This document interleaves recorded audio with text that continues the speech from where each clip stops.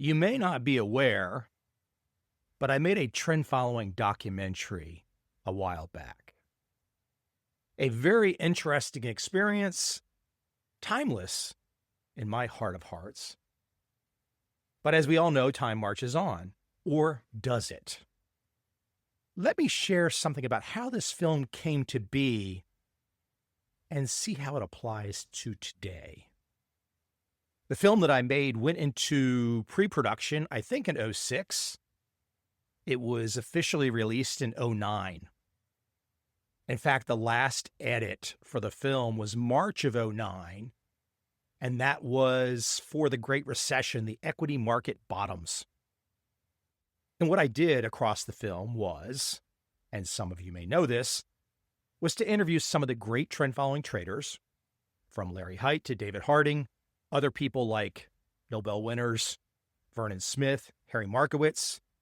I also had Mark Mobius in the film, Bill Miller, who was at Legg Mason, and a ton of man-in-the-street type interviews.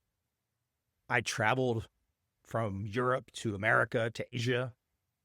It was a hell of an experience. I had a big budget, multi-million, but I didn't really have a lot of experience. So how did it start? It started by me hiring a crew.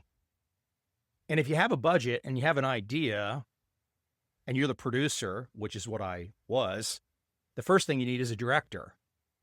I found a director. But we really didn't have a great idea for where we wanted to go at this point in time, the '06, '07 time period. So we decided to do a dot-com retrospective, to reach back and do a story about what happened during the dot-com time period. Now, this was before we all had an in-depth understanding of the Great Recession. So essentially a couple years before everyone understood the Big Short film. So this director had an idea. We would find somebody who started at zero, made $1 billion in the dot-com bubble, and then lost it all. I didn't have a person like this. And I told that to the director. And the director said, "Oh, I have somebody like this." And I said, "Who?" The director gives me this name. I do some due diligence. It's an heir to the Nestle candy family fortune who had this dot-com company that went boom and bust. And I looked at the director and I said, "That's not going to work. That's bullshit." And the director looked at me, and here was my introduction to filmmaking. And this was actually a prominent director in the documentary space. The director looked at me and said, "Michael, the audience will believe anything we tell them to believe." I fired the director on the spot right then and there. So now, without a director, I need a director. I still don't have a lot of experience. And we're into the '07 time period where it's clear the Great Recession is happening. So I made the decision to shift to bring trend following into that time period to talk about it all, giving up on the dot-com retrospective. I hired another director. That director stayed with my project until we got to post-production. But this director wasn't doing much except letting me essentially run the show, do interviews, etc. The second director was very hands-off. I mean, look, I'm a strong personality. We got to post-production, and this second director started talking about using green screens. I fired that director right then and there, too. I then looked at the editor and asked the editor if he wanted to be the director, and he declined. So then I became the director. With a lot of footage, not a real good narration laid down yet. And now I had to make something. Essentially, what we seem to be replaying today. Too much leverage in the system. Governments fucking around with interest rates. Governments creating bubbles. People moving in herds. People moving like sheep. Yeah, I actually went to a sheep farm in my film. But I'm sitting here all these years later, and I'm thinking to myself, it's the same shit. It's the same shit. But what they so cleverly did, because like I said, my last edit was March of '09, the equity market bottoms. what they so cleverly did was change some accounting rules in March of '09, and then essentially went to zero interest rate policy for over a decade until the COVID time period. And that time period has become like a black hole. We pretend during the Obama administration that it was this wonderful situation. It wasn't. It was zero interest rates creating another damn bubble, which, by the way, we are now living in. So for those keeping score, long-term capital management, if you've not read the book When Genius Failed, long-term capital management almost takes down the markets in the summer of '98, but they do a bailout, a great story. Some of that story is actually featured in my trend following book, explaining how trend following traders were on the other side. Then we get the dot-com bubble burst, with the NASDAQ being down 77% in the fall of '02. Then we get the Great Recession. Then we get this negative interest rate period, or this zero interest rate period, for over a decade. And that brings us into the 2020 COVID time period, where we then create inflation on purpose. And here we are in 2025, and me, as a director of a film that was released in '09, is sitting back thinking, my God, it is all connected. It was never not connected. I mean, probably the zero interest rate policy bought more time than they expected it would. I'm sure they thought the bubble that created the zero interest rate situation would implode much sooner than it did. But here we are. And for me, when I reflect on making that film, which took 3 years of my life, a film that was not based on saying that, hey, there's one or two traders like they did in The Big Short who happen to have had one insight and thus made some money. Look, The Big Short is a fantastic film. Love it. But during that time, the Big Short time period, those weren't the only people to make money. Trend following traders made a bloody fortune during that time period, and they were not reading reports on mortgages. They were not reading loan agreements. They were not betting at all on one fundamental perspective. Now, that's not taking anything away from Michael Burry and the other people in The Big Short film. Again, I love that film. I love the story. I love the fact that these people had the balls to make that particular bet. But betting it all on one fundamental perspective, how does that play out? How has it played out for Burry since then? I don't know. The last I heard about Burry, essentially, was The Big Short film. Look, maybe he's gone on to do the same kind of thing since then. I don't know. But time marches on. And that was the advantage that I thought that I had in making a film about that particular time period, because it really wasn't about that particular time period. I was making a film about trend following, the psychology behind it, the philosophy behind it, why it works. And it just so happened that I had this landscape of the Great Recession to play with as an example. When I look back on that time period, I think one of the most interesting things too was the time that people gave me. The smart people out there knew that I was going down the right path. They knew that this trend following mindset, which is not based on predicting what's going to happen tomorrow, this trend following mindset that deals with uncertainty, that deals with volatility, that deals with ambiguity, the people that I chose to ask for interviews were on board. Now, of course, I had some people that were scared of interviews. I still recall a situation with Maria Bartiromo, who bailed out at the last moment. And I guess when I look back in hindsight, I was pretty intense. And I can see now why major media personalities would not want to be on the record about anything. I get it. They're talking heads. They're just reading a script. And if you have to defend a script that maybe you don't understand or you didn't write, well, that's no fun. Let me take a side tangent away from talking about my trend following film, which was, by the way, called Broke, The New American Dream. I called it that Because at that time, and maybe we're right back there again, but at that time, it sure looked like it to me that the American dream was to be broke. Now, that might be a little convoluted and a little too much of a wordsmith type situation, but I actually feel good about it all these years later. When we look back over the last 25 years, has America really made decisions in its best interest?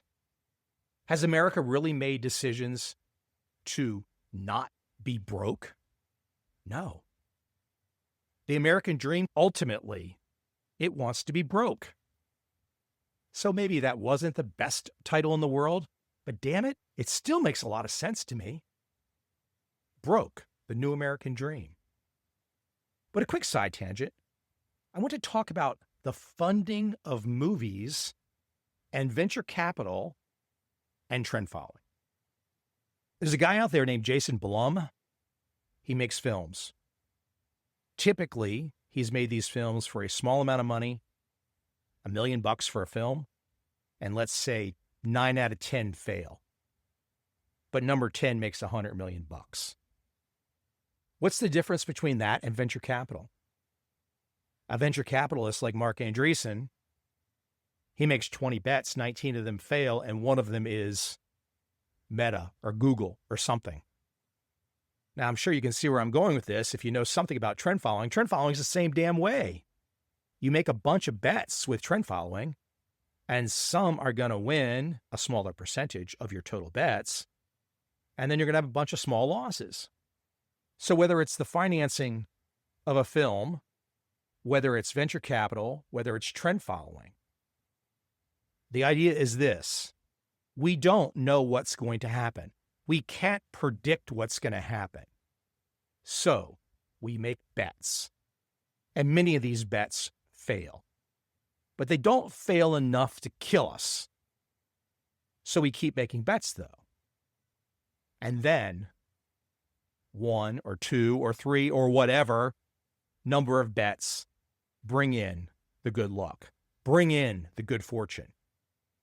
And those pay for the small losses, and they give us our profits.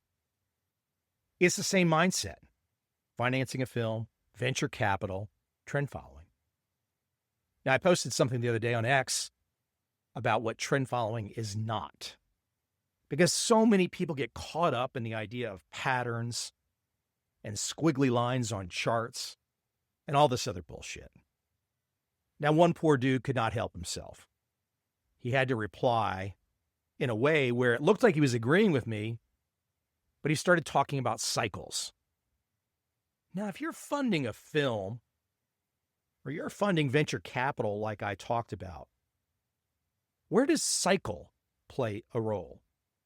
How does cycle play a role in trend following?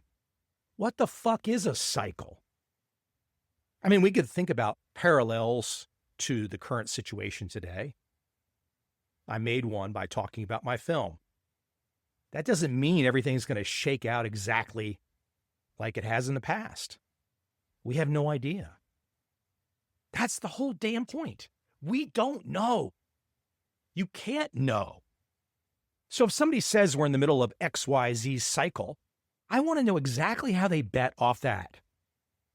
Well, that's going to require them to define the cycle in mathematical terms. How the fuck do they do that? Well, they don't. Because anyone who's talking about a cycle doesn't do that. They're just filling the airwaves with bullshit. There's no doubt that I have concrete views about society, economics, culture, race, civilization. You have to have these strong views today or you won't survive. You can see those strong views if you go back and you watch my film from all those years ago. I'm going to be the same guy, a little younger, a little crazier, but the messaging, the words, the insights, the philosophies, it's the same stuff. And that's what's cool about trend following. Because regardless of what's going on in the current world that you can analyze, quote, fundamentally, trend following supersedes that. It's above that. It doesn't have to know that.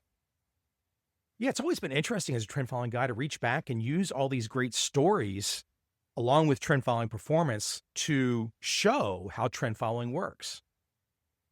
But I got to be clear here. I am not attempting to give any fundamental perspective about what's going to happen. I mean, we all know if you keep interest rates at zero, that's a shit system. Mike Covel, personal view, that's just a shit system. Now, do I know what's going to happen with markets if I detect a shit system? No.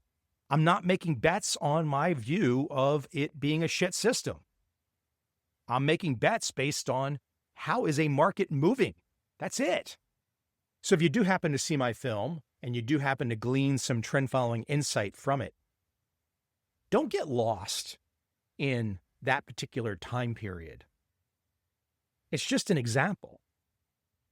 The Great Recession was just an example.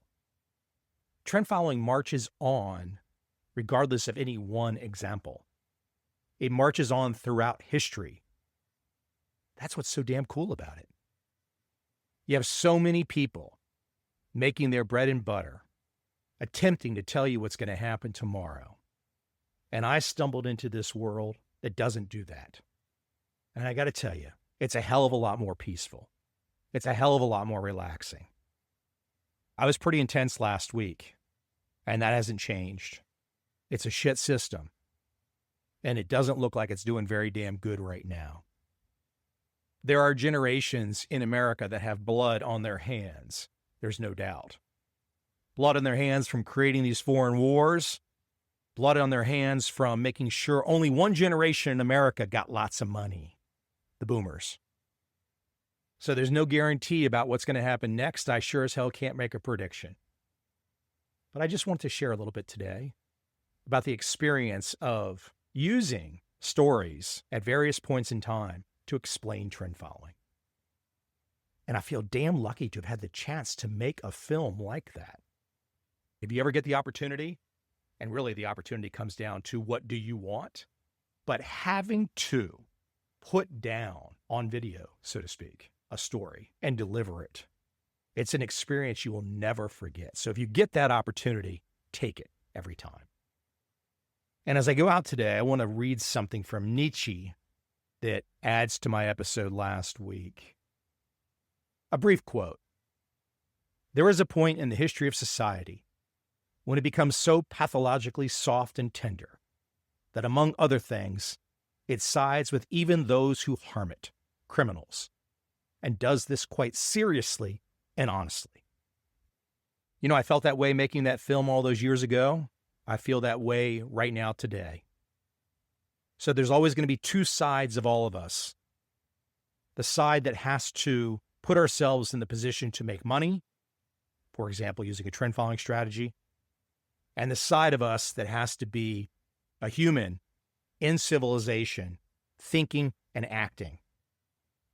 Because again, as I said last week, if there's no civilization, there's no markets. We can be the great trend following traders all we want, but if things go too far, it all falls apart. Until I see you again next week, have a good one.